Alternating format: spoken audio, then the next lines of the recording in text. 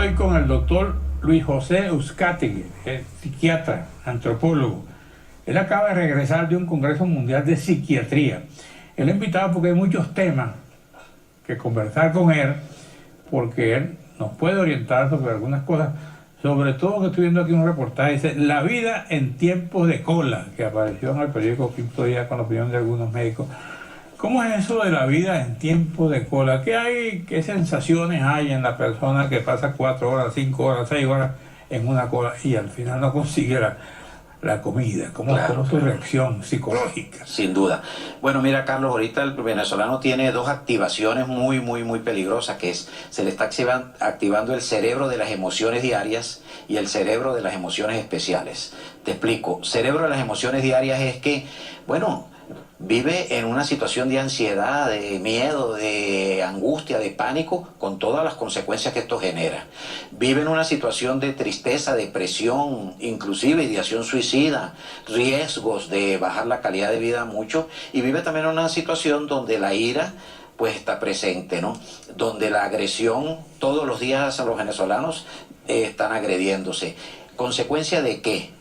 En parte sí, de estas situaciones como por ejemplo las colas, ¿no? Porque no olvidemos que cuando un país vive una situación de estrés que tiene características de ser de última generación, ¿qué es un estrés de última generación? Un estrés que es muy severo, que se impone de una forma muy acelerada y sobre todo que genera conductas regresivas. La cola es una conducta regresiva porque la sociedad ya de modernas han dejado esa opción de cola. Entonces pues tenemos ese gran drama. Los dos cerebros del venezolano están muy hiperactivados con todas las consecuencias nefastas para la salud mental y la salud física. Ahora, el estrés como tal. Ningún psiquiatra me ha explicado a mí qué es el estrés. ¿Y qué siente una persona cuando ya estoy estresada? Estoy angustiado.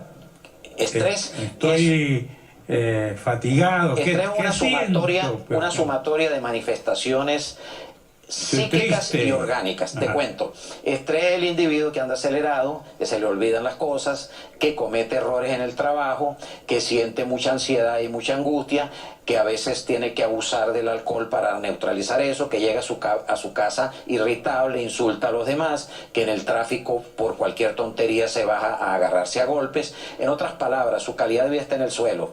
Va a vacaciones, toma vacaciones y no disfruta de las vacaciones. Estrés es una situación en la cual cambia la manera de interpretar la vida, todo le parece mal, todo le parece desagradable, vive criticando a los demás, de modo que es una situación muy compleja. ¿Cuándo se da estrés? Cuando los estímulos son muy fuertes, y todo humano tenemos riesgo de caer en el estrés. Venezuela está pasando, como te señalaba, por un estrés de última generación.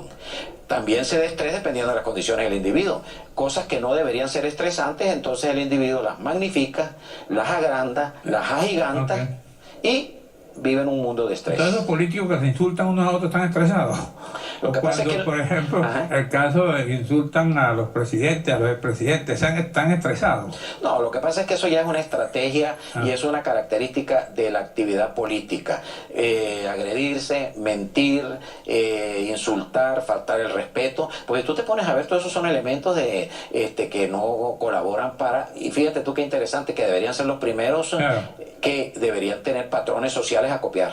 Pero eso no es estrés. Eso es otra cosa, Carlos. No podemos seguir en esto, no como el venezolano que está viviendo una vida muy dura, ¿no? Sino como aquel individuo que llega a ciertos cargos, como por ejemplo cargos políticos, y comete una cantidad de barbaridades y lo justifica. ¿Por qué? Porque estoy estresado. ¿No? ¿Y para qué aceptó ese cargo?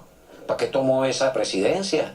¿Para qué asumió ese rol? Porque nadie se lo impuso. En cambio, al pueblo sí le imponen penalidades. Ahora hay personas.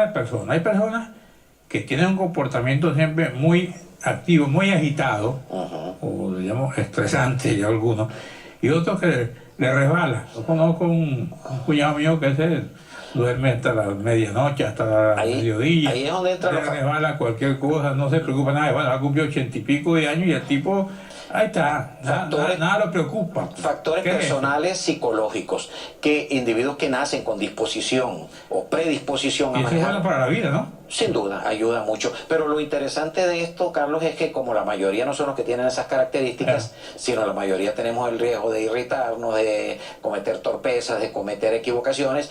La buena noticia es que hay estrategias para esto, Carlos. ¿Cuál es?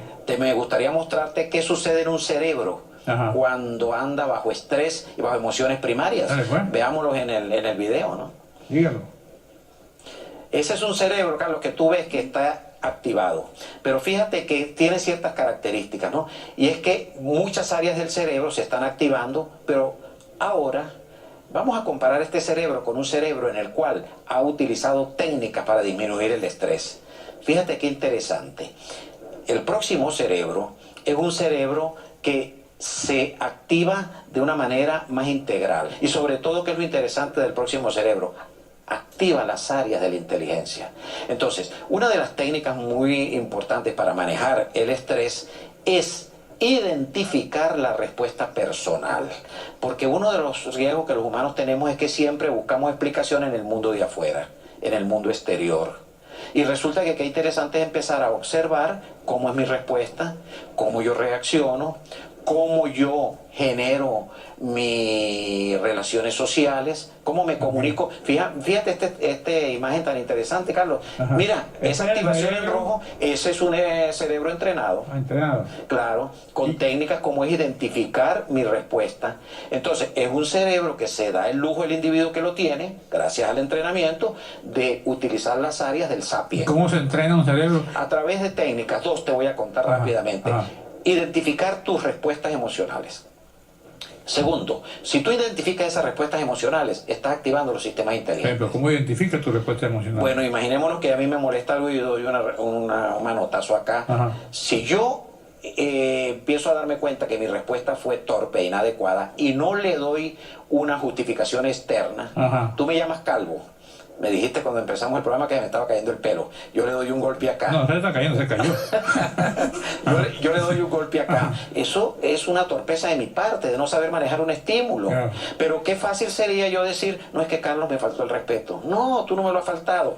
Si yo aprendo a entrenar mi cerebro, en observarme a mi propio cerebro, yo voy a generar esa respuesta de activación de cerebro inteligente. Y el segundo paso es, si yo reflexiono y pienso sobre cómo yo sí puedo entrenar mi cerebro, cómo yo sí puedo ser un creador de respuestas más inteligentes. Y esas reacciones de los tipos que son irascibles, que se molestan. Bueno, es que el 90% de los individuos no tiene educación emocional, no tiene entrenamiento emocional. ¿Y qué pasa en los cerebros que nunca se usan? Vamos a un receso, te hago una pregunta.